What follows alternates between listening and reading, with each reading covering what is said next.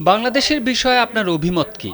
কারণ এটা স্পষ্ট যে বাইডেন প্রশাসনের আমলে মার্কিন ডিপ স্টেট বাংলাদেশ সরকার পরিবর্তনের সঙ্গে জড়িত ছিল। এমনকি মুহাম্মদ ইউনুসও জুনিয়র সরোসের সঙ্গে দেখা করেছিলেন। বাংলাদেশের বিষয়টি নিয়ে আপনার দৃষ্টিভঙ্গি কি?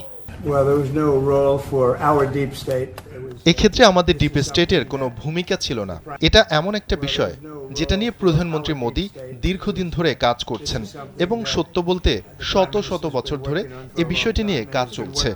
কিন্তু আমি এটা প্রধানমন্ত্রী মোদির হাতে ছেড়ে দিচ্ছি।